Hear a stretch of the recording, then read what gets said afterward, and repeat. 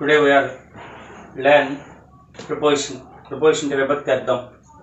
తెలుగులో డూ మూవులు ప్రథమా విభక్తి ఇలా ఉన్నాయి కదా, అదే విధంగా దీంట్లో preposition ఇంగ్లీష్లో ఉంటుంది. Preposition is a word generally used before a noun or pronoun to show its relation to some other word in the same sentence. ఒక వాక్యంలోని రెండు పదాల మధ్య గల సంబంధాన్ని తెలియజేసే పదాన్ని మనం ప్రపోజిషన్ అంటారు.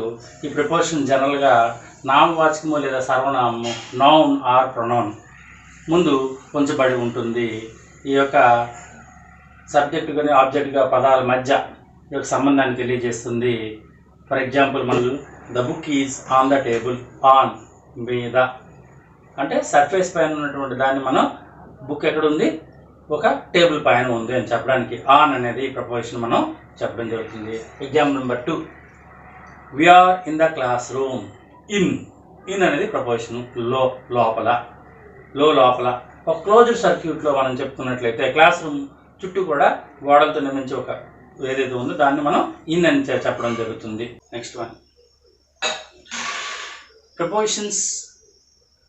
ప్రపోజిషన్స్ అంటే తెలుగులో మనం విభక్తి ప్రత్యయములు అని చెప్తాము. వాటిని వివరంగా తెలుసుకున్నట్లయితే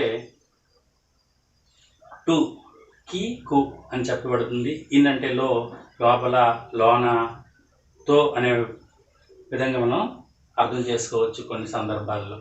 ఆన్ మీద, పైన, గురించి అని చెప్పబడుతుంది.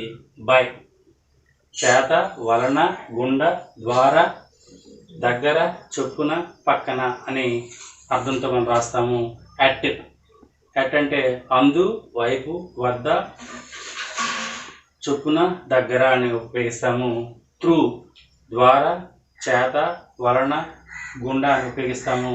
ఫర్ కొరకు, గురించి, వల్ల, కై కోసము, నిమిత్తము, వలన, చేత, నుండి అని ఉపయోగిస్తాము. విత్ చేత, దగ్గర, తో అని ఉపయోగిస్తాము. ఫ్రమ్ నుంచి, నుండి, చేత, వలన, కారణమున, వద్ద, నుంచి అని ఉపయోగిస్తాము. ఓవర్ మీద నుండి, ముగిసిన, పైన అనే అర్థంతో ఉపయోగిస్తాము.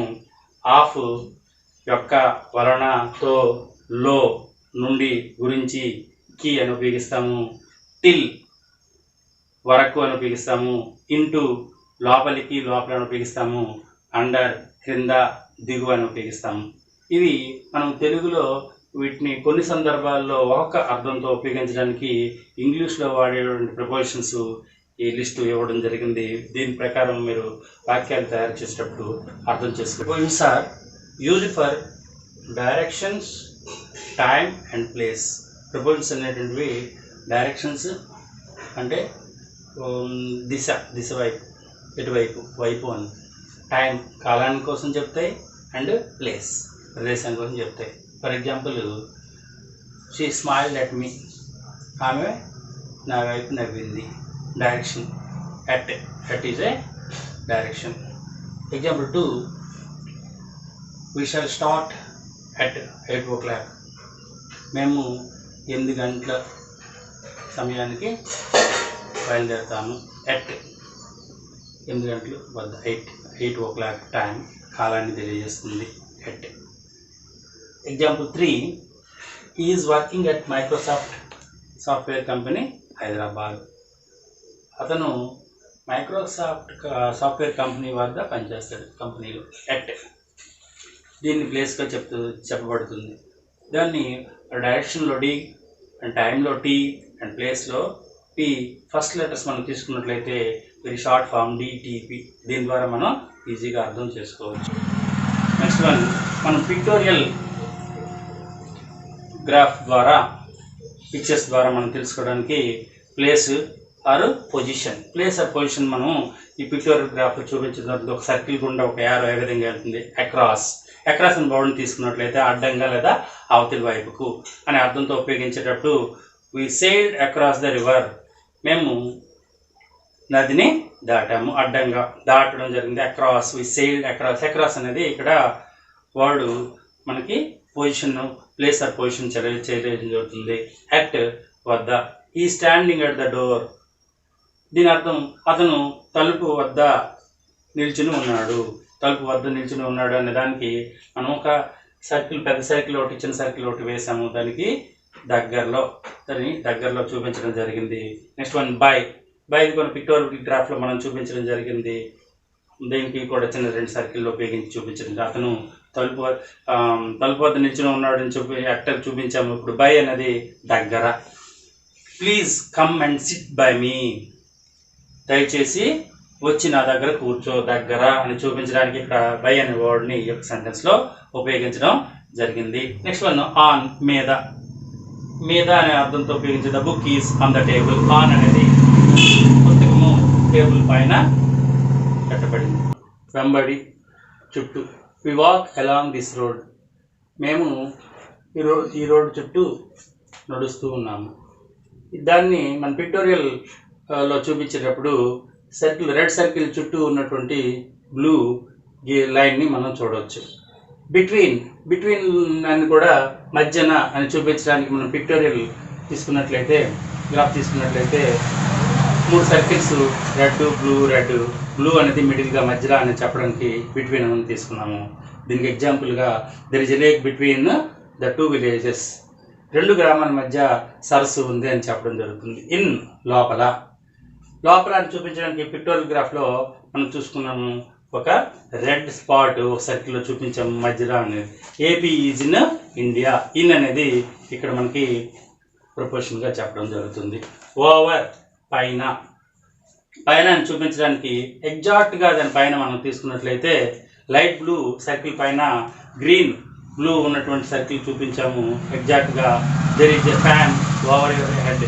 ఓవర్ చెప్పేటప్పుడు మనకి మధ్యలో గ్యాప్ అనేది ఉంటుంది.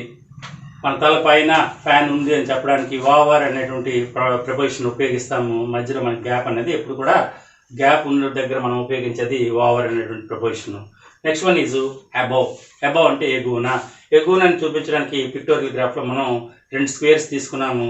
ఒక స్క్వేరు ఎగ్జాక్ట్ పైన కాకుండా మనకి క్రాస్గా చూపించడం జరిగింది. ఎగువన, పైన ఉండడానికి మనం తిరుమల ఈజ్ అబౌవ్ తిరుపతి. తిరుపతి పైన తిరుమల ఉంది. తిరుమల హిల్ స్టేషన్ ఉంది అని చెప్పడానికి అబౌవ్ అని చెప్పడం జరిగింది.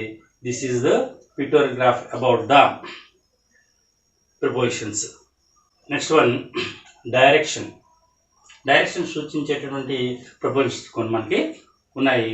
దీంట్లో తీసుకున్నట్లయితే ఫస్ట్ వన్ ఫ్రమ్ అంటే నుంచి లేదా నుండి అని చెప్పడానికి బ్లూ సర్కిల్ని మన యారోతో మనం రేతో లేదా యారోతోని మనం అక్కడ నుంచి ప్రారంభించబడింది అని చెప్పడానికి ఒక పిక్చర్ని తీసుకోవడం జరిగింది. ఈ started from Hyderabad to Bengaluru. From, నుంచి.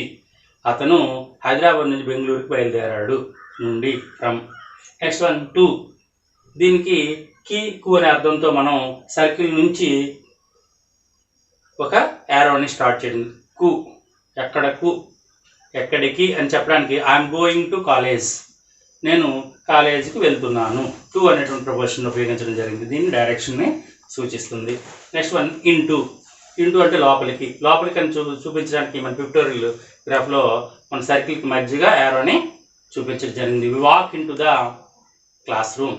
మేము క్లాస్ రూమ్ లోపలికి వెళ్ళాము అని చెప్పడం జరిగింది. నెక్స్ట్ వన్ త్రూ అంటే ద్వారా, గుండా అనే ఎగ్జాంపుల్ని పిక్టోరియల్ గ్రాఫ్లో ఒక సర్కిల్ నుంచి యారో వెళ్తున్నట్టుగా చూపించాము.